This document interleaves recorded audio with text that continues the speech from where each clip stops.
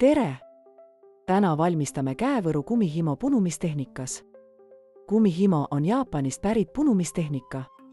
Selle abil saab teha paelu, käevõrusid ja teisi ilusaid aksessuaare.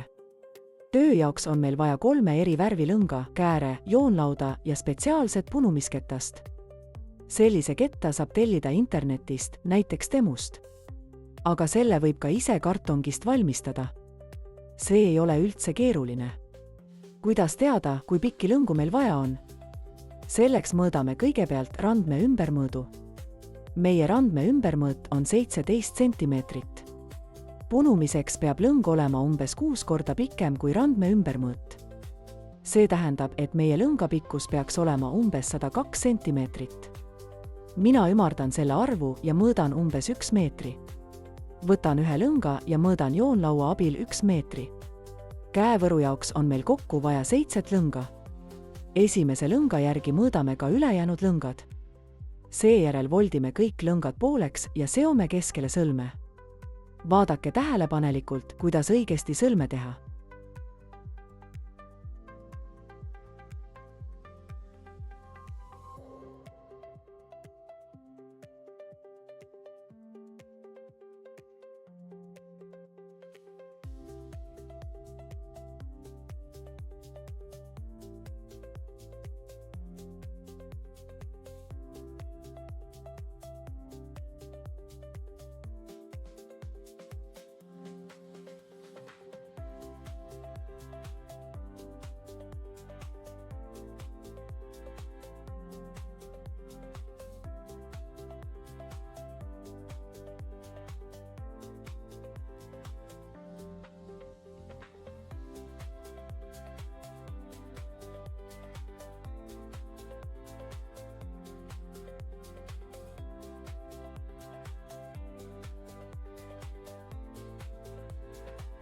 Pärast seda võtame punumisketta ja viime sõlme läbi keskel oleva ava.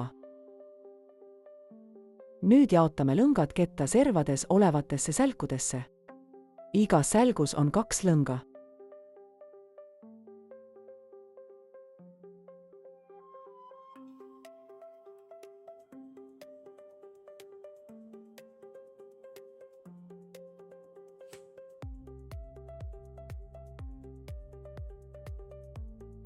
Oluline, ülemine sälk jääb tühjaks.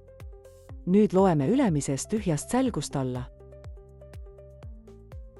1, 2. Võtame 3. lõnga ja tõstame selle üles tühja sälku.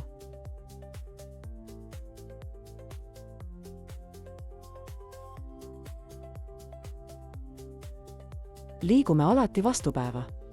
Pärast iga liigutust keerame ketast nii, et tühi sälk oleks alati üleval.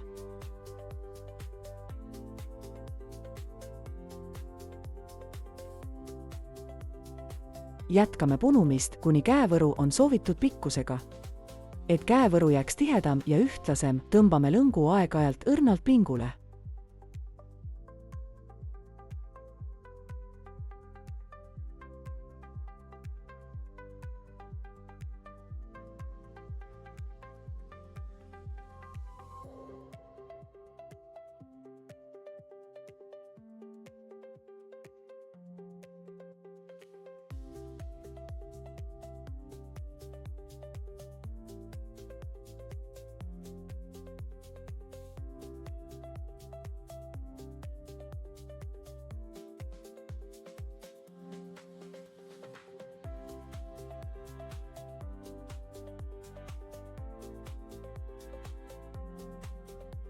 Kui punumine on valmis, võtame lõngad kettalt ära.